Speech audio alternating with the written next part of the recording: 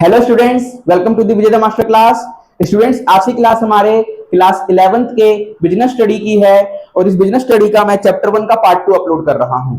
इससे पहले मैं ऑलरेडी पार्ट 1 अपलोड कर चुका हूं। ठीक है स्टूडेंट्स, और इस चैप्टर 1 का नाम है बिजनेस ट्रेड एंड कॉमर्स। तो स्टूडेंट्स, चैप्टर 1 के पार्ट 1 में हमने क्या देखा था? Human activity. ह्यूमन एक्टिविटी में मैंने आपको दो चीज पढ़ाया था, आपका economic activity and non economic activity. क्या? Economic and non economic. Economic activity मैंने आपको स्टूडेंट्स डिलीवर किया था कंसेप्ट कि कोई भी काम जो प्रॉफिट मेकिंग के मोटिव से किया जाएगा वो क्या होगा स्टूडेंट्स? आपका इकोनॉमिक एक्टिविटी होगा। ठीक है ना? बट यदि आपका कोई भी काम लव, सिंपैथी, अफेक्शन की वजह से किया जाएगा तो आपका वो क्या होगा? Non economic activity. यानी जहां पर प्रॉफिट मेकिंग मोटिव नहीं है वो नॉन इकोनॉमिक एक्टिविटी है, जहां पे प्रॉफिट मेकिंग या अर्निंग मनी मोटिव है वो आपका इकोनॉमिक एक्टिविटी है। ठीक है स्टूडेंट्स, फिर हमने उसमें क्लासिफिकेशंस को देखा था इकोनॉमिक एक्टिविटी में। यहाँ पे तीन चीजें थी क्लासिफिकेशन में, एक था एम्प्लॉयमेंट, एक था बिजनेस और एक था प्रोफेशन। ठीक है ना? इन्हीं तीन में से हम किसी एक के बारे में आगे आज फर्दर स्टडी करेंगे। उन दो को क्यों नहीं करेंगे? क्योंकि आपका चैप्टर का नाम क्या है, तो बुक का नाम क्या है? Business study. तो जो भी हमारा इसमें कंसेप्ट बिल्डिंग होगा पूरा का पूरा वो बिजनेस से रिलेटेड होगा स्टूडेंट्स। ठीक है ना? तो इसके बारे में हम आगे प्रोफेशन उतना डीप स्टडी नहीं करेंगे, ना ही एम्प्लॉयमेंट के बारे में। ठीक है? तो बुक का और चैप्टर का ही नाम है बिजनेस, तो बिजनेस को ही आगे हम इसमें फर्दर स्टडी करेंगे। तो आइए स्टूडेंट्स शुरू करते हैं अपनी आज की क्लास पार्ट 2 को और देखते हैं कि बिजनेस में आगे क्या क्या चीजें हैं। तो स्टूडेंट्स, जब भी हम बिजनेस के बारे में पढ़ते हैं तो बिजनेस के टू टाइप्स होते हैं, टू पार्ट्स में इसको बाइफरगेट किया जाता है। एक होता है आपका इंडस्ट्री और एक होता है आपका कॉमर्स। इंडस्ट्री और कॉमर्स का मतलब क्या है स्टूडेंट्स? इंडस्ट्री में हम क्या करते हैं? गुड्स को रॉ मटेरियल की हेल्प से किसी गुड्स को प्रिपेयर करते हैं और प्रिपेयर करने के बाद उसको सेल करते हैं, तो दैट इज द इंडस्ट्री। ठीक है स्टूडेंट्स, रॉ मटेरियल की हेल्प से आपने क्या किया? किसी गुड्स को प्रिपेयर किया, बनाया, उसके बाद सेल किया, तो वो इंडस्ट्री है। स्टूडेंट्स ठीक है? और यदि आप कहीं से गुड्स परचेज करके लाए और आपने क्या किया? उसमें अपना प्रॉफिट मार्जिन ऐड कर दिया और आगे फिर उसको सेल कर दिया, तो वो क्या है स्टूडेंट्स? कॉमर्स। यानी जहां पर आप गुड्स को प्रिपेयर करके नहीं सेल कर रहे हो, कहीं से ला रहे हो और फिर बेच रहे हो, तो दैट इज द कॉमर्स। और इंडस्ट्री क्या है? आप खुद प्रोडक्ट को प्रिपेयर कर रहे हो with the help of the raw material, तो आपका क्या होगा? इंडस्ट्री होगा। और फिर आप उसको सेल कर रहे हो तो आपका क्या है? इंडस्ट्री है। ओके स्टूडेंट्स, अब इंडस्ट्री के बारे में देखते हैं। स्टूडेंट्स, जब भी हम इंडस्ट्री को पढ़ते हैं तो हमारे सामने तीन टाइप्स की इंडस्ट्री आती है। एक होता है प्राइमरी इंडस्ट्री, एक होता है आपका secondary and the last is the tertiary sector. Industry में सबसे पहला क्या है students? Primary sector. Primary sector क्या है? आप छोटी क्लासेस से पढ़ते हुए आ रहे हो कि एक ऐसी इंडस्ट्री जो नेचुरल रिसोर्सेज की हेल्प से की जाती है। ठीक है ना? यानी जिसमें नेचर बिल्कुल पूरा का पूरा नेचर इन्वॉल्व रहता है, उसको हम क्या कहते हैं? प्राइमरी इंडस्ट्री कहते हैं। ठीक है? तो यहां पे देखो, जो आपकी प्राइमरी इंडस्ट्री है उसको मैंने दो पार्ट्स में डिवाइड किया है, एक एक्सट्रैक्टिव इंडस्ट्री, एक जेनेटिक इंडस्ट्री। याद करने का आसान तरीका है, primary industry is easy. Primary industry is easy. E for extractive industry, G for genetic industry. Extractive में स्टूडेंट्स क्या आ जाता है? आपका फार्मिंग, माइनिंग वगैरह, ये सारी चीजें जो इंडस्ट्री मतलब ऐसी इंडस्ट्री जो लाई करती है आपकी, वो एक्सट्रैक्टिव इंडस्ट्री होती है। प्राइमरी इंडस्ट्री में आपकी अगर फार्मिंग आ रही है, माइनिंग आ रही है, अगर ऐसी इंडस्ट्री आपकी आ रही है प्राइमरी इंडस्ट्री में, तो लाई कहां करेगी? एक्सट्रैक्टिव इंडस्ट्री में। इसको एक्सट्रैक्ट किया जा रहा है। ठीक है? अब आ रहा है जेनेटिक इंडस्ट्री। जेनेटिक इंडस्ट्री क्या होता है स्टूडेंट्स? जैसे कि लिविंग ऑर्गेनिजम्स रिलेटेड होता है, जैसे कि आपका पोल्ट्री फार्म। ठीक है ना?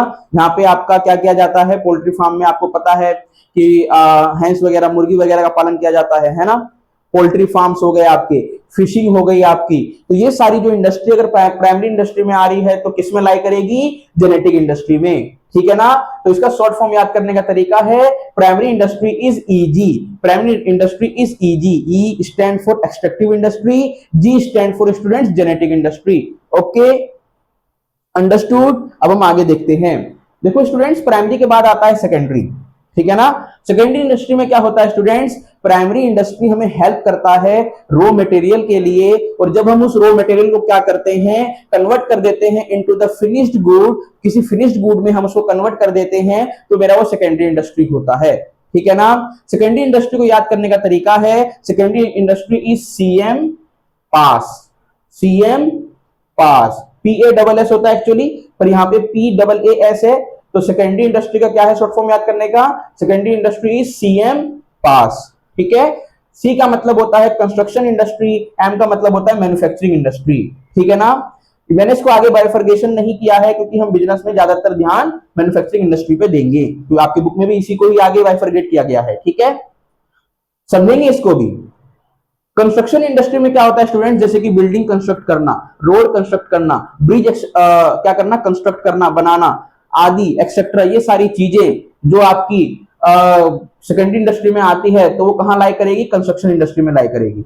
अगर आप ब्रिज बना रहे हो, बिल्डिंग बना रहे हो, ठीक है ना, रोड बना रहे हो, अगर ऐसी चीजें आ रही हैं, इसके अलावा और भी बहुत सारी चीजें हैं, अगर ऐसी चीजें सेकेंडरी इंडस्ट्री में आएगी तो वो लाई करेगी कंस्ट्रक्शन इंडस्ट्री में, ठीक है ना। इसके बाद अगला पार्ट है मेरा students manufacturing industry. Manufacturing industry में हम देखते हैं पास, क्या देखते हैं, पास। व्हाट इज द पास, पास में P stand for processing industry, A stand for assembling industry, A stand for analytical industry and S stand for synthetical industry, ठीक है। अब देखो स्टूडेंट्स मैन्युफैक्चरिंग में सबसे पहले क्या आया, P प्रोसेसिंग इंडस्ट्री। आप देखो मैन्युफैक्चरिंग में अगर कोई भी प्रोडक्ट मेरा प्रिपेयर होता है रॉ मटेरियल से, तो एक बहुत लंबे प्रोसेस से हो के प्रिपेयर होता है, ठीक है ना। अगर मेरे को शू प्रिपेयर करना है, शू में फैब्रिक लग रहे हैं, थ्रेड लग रहा है, लेटेक्स यूज हो रहा है, उसमें आपका थ्रेड यूज हो रहा है, सोल आपका लग रहा है, ठीक है ना, बहुत सारी चीजें हैं, बहुत एक प्रोसेस है लंबा सा, ठीक है ना। तो मैन्युफैक्चरिंग इंडस्ट्री में कोई भी प्रोडक्ट जो प्रिपेयर होता है वो एक बहुत प्रोसेस, बहुत एक लॉन्ग प्रोसेस से तो क्या करता है, पास आउट होता है, तभी आपका कोई भी गुड्स प्रिपेयर होता है, ठीक है ना। तो प्रोसेसिंग इंडस्ट्री समझ में आया स्टूडेंट्स, कोई भी गुड्स जो प्रिपेयर हो रहा है एक लंबे प्रोसेस से हो रहा है तो प्रोसेसिंग इंडस्ट्री, ठीक है। अगला इसमें क्या आता है मैन्युफैक्चरिंग में, असेंबलिंग। प्रोसेस हमने किया, अब असेंबल करना है ना उसको, जैसे मान लो आपकी कार की इंडस्ट्री है, कार को में हम क्या करते हैं, असेंबलिंग करते हैं, मतलब डिफरेंट डिफरेंट जो पार्ट्स होते हैं, या बाइक वगैरह कोई भी इंडस्ट्री ले लो आप, जो डिफरेंट डिफरेंट पार्ट्स होते हैं उसको हम क्या करते हैं, असेंबलिंग जब करते हैं तो एक प्रोडक्ट बनता है, यानी डिफरेंट डिफरेंट प्रोडक्ट्स के पार्ट्स को एक जगह असेंबल कर देना इज द असेंबलिंग, ठीक है। इंजन लगा देना बाइक में, साइलेंसर लगा देना, ठीक है ना, स्पीडोमीटर लगा देना, टायर्स लगा देना, सीट लगा देना, है ना, पेट्रोल टैंक लगा देना, जो आपकी ये सारी चीजें हैं असेंबल हुई हैं, ये क्या है आपका स्टूडेंट्स, ये है असेंबलिंग इंडस्ट्री, ठीक है।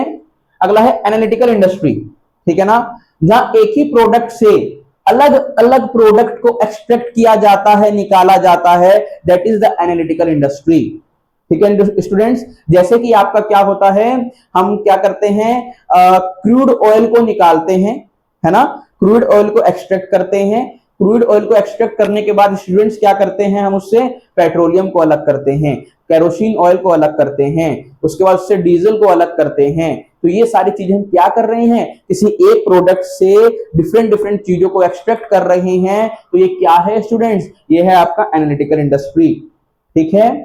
And the last for the manufacturing industry synthetical industry. Synthetical industry में भी हम क्या करते हैं, डिफरेंट डिफरेंट चीजों को मिलाकर कोई एक चीज बनाते हैं, तो that is the synthetical industry. आप बोलोगे भैया या सर कि अभी तो असेंबलिंग इंडस्ट्री में आपने बताया यही चीज, और यही चीज आप सिंथेटिकल इंडस्ट्री में भी बता रहे हो, बिल्कुल, पर ध्यान से सुनना भी क्या बताऊंगा इसमें, फिर आपको डिफरेंस भी बताऊंगा दोनों में। सिंथेटिकल इंडस्ट्री में क्या होता है स्टूडेंट्स, डिफरेंट डिफरेंट चीज को मिला के हम कोई एक प्रोडक्ट बनाते हैं, जैसे कि पेंट, जैसे कि सीमेंट, ठीक है स्टूडेंट्स। तो जैसे अगर मान लो यहां पे आपने बाइक बनाया, डिफरेंट डिफरेंट पार्ट्स का इस्तेमाल किया, बाइक को असेंबल कर दिया, है ना, तो आप क्या कर सकते हो, इसको दोबारा इस डिफरेंट डिफरेंट पार्ट्स को निकाल सकते हो, निकाल सकते हो कि नहीं निकाल सकते, इंजन अलग कर सकते हो बाइक से, साइलेंसर अलग कर सकते हो, फुट रेस्ट अलग कर सकते हो, पेट्रोल टैंक अलग कर सकते हो, स्पीडोमीटर अलग कर सकते हो, सीट अलग कर सकते हो, टायर अलग कर सकते हो, जितने पार्ट्स है सारे के सारे आप अलग कर सकते हो असेंबल करने के बाद भी।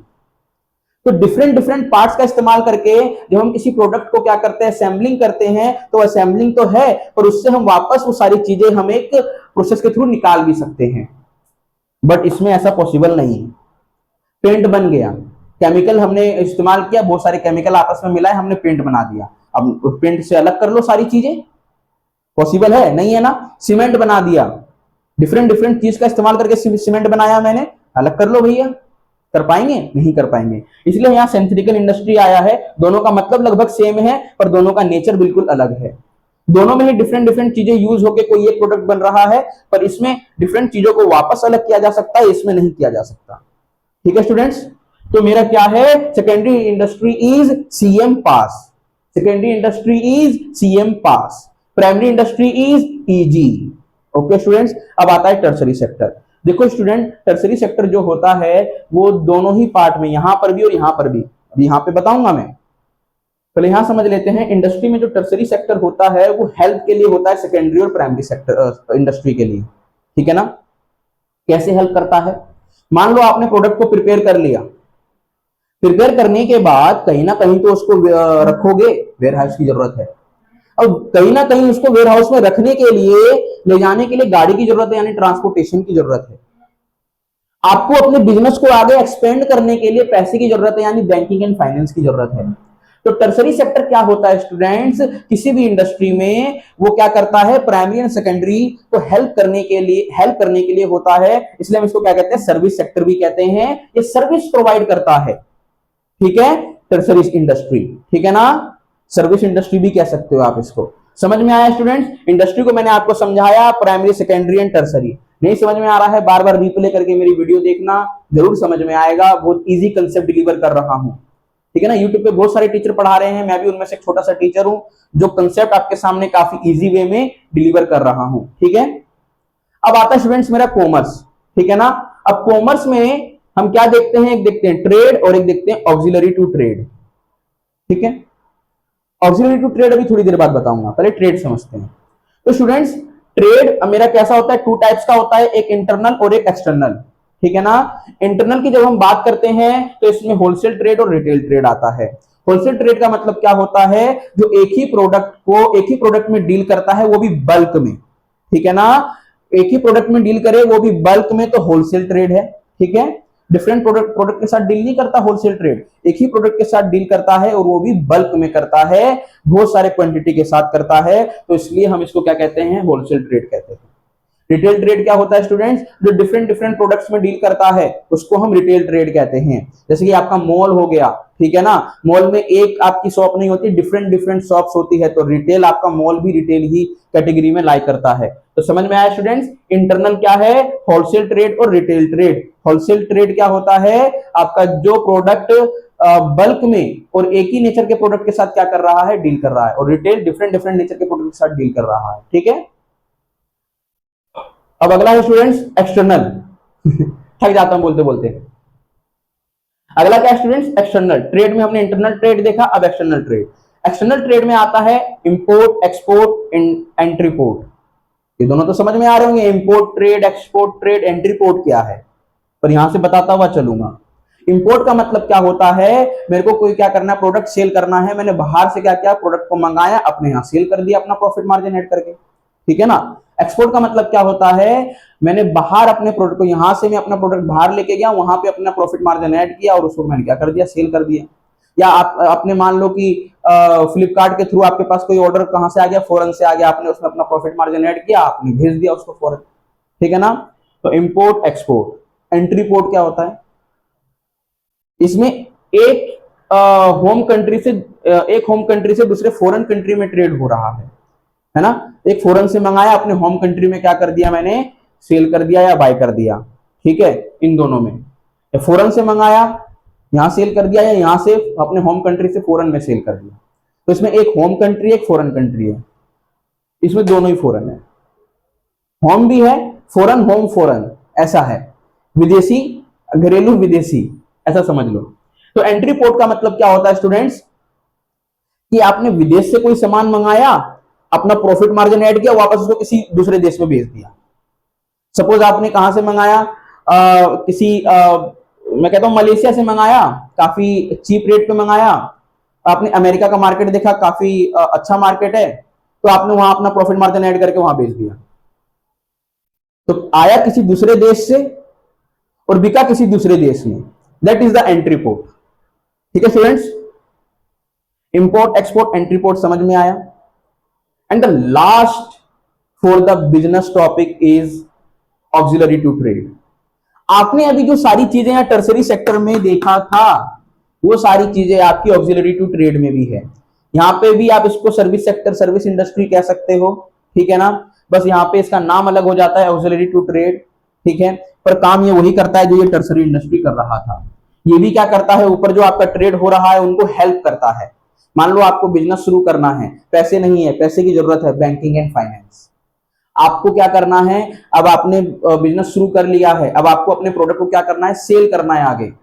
ट्रांसपोर्टेशन, एक जगह से दूसरी जगह जाएगा कैसे, आपको प्रोडक्ट सेल करना है। और प्रोडक्ट सेल करने के लिए आपने बहुत सारा प्रोडक्ट मंगा लिया, उसके लिए जगह की जरूरत है, आपको चाहिए वेयर हाउस।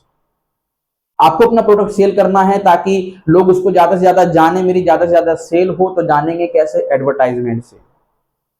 अब जो मेरा प्रोडक्ट मैं आगे सेल कर रहा हूं, यदि उसका कोई ऑर्डर आया है, अगर मैं उसको लॉस से बचना चाहता हूं, ज्यादा लॉस ना हो इससे बचना चाहता हूं, तो उस ऑर्डर का मैं क्या करवा लूंगा, इंश्योरेंस।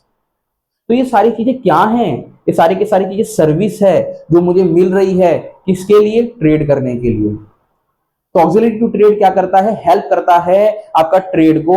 और टर्सरी सेक्टर क्या करता है, टर्सरी इंडस्ट्री हेल्प करता है प्राइमरी एंड सेकेंडरी को। ठीक है, इतना सा था आपका बिजनेस पार्ट टू में इतना ही रखेंगे। और थर्ड पार्ट में हम इसके आगे पढ़ेंगे स्टूडेंट्स, ठीक है ना। 2 पार्ट और लेके आऊंगा इसके, एकदम इजी शॉर्ट रखना है ताकि कंसेप्ट आपको इजीली समझ में आए। सारी चीजों को एक साथ नहीं समझाना है, अलग अलग वीडियोस में आप सबके लिए लेके आता रहूंगा ताकि छोटे छोटे आपके लिए वीडियो रहे और आपको ना लगे कि काफी ज्यादा लेंथी है चीजें। ठीक है, इसका फटाफट से स्क्रीनशॉट ले लो। और देखो कितने अच्छे टेबुलर फॉर्म में मैंने बनाया है स्टूडेंट्स, है ना। तो अगर आप इसको एक बार एक नजर में देख लेते हो तो आपको पूरा का पूरा बिजनेस ही समझ में आ जाएगा। आएगा कि नहीं आएगा। और क्लास 11 से बिजनेस समझ में आता है, 12th में जाते हो, आफ्टर 12th ऐसा होगा कि आप लोग बिजनेस करने ही लग जाओगे। आप पापा के बिजनेस में हाथ भी आप लोग क्या करने लग जाओगे, हेल्प करने लग जाओगे, हाथ बटाने लग जाओगे। अब मैं आपसे मिलता हूं स्टूडेंट्स क्लास 11th के, नहीं इकोनॉमिक्स की क्लास भी तो रह रही है, बिजनेस के साथ ही क्यों मिले, क्लास 11th के इकोनॉमिक्स क्लास में। ठीक है स्टूडेंट्स, और मेरे वीडियो को ज्यादा से ज्यादा लाइक करना, शेयर करना, सब्सक्राइब भी करना और कमेंट करके भी बताना कि कैसा लग रहा है मेरा एफर्ट। ठीक है स्टूडेंट्स, और उन सभी बच्चों तक भेजना ये वीडियो जो ऑफलाइन स्टडी एफर्ट नहीं कर पा रहे हैं, ठीक है, जिनके लिए अफोर्डेबल नहीं है। ये खास कर ये उन सभी बच्चों के लिए है, तो उनके लिए है ही जो अफोर्ड कर पा रहे हैं, पर जो अफोर्ड नहीं कर पा रहे हैं उनके लिए भी है। ठीक है, अब मैं आपसे मिलता हूं नेक्स्ट क्लास में नेक्स्ट टॉपिक के साथ स्टूडेंट्स, तब तक के लिए जय हिंद।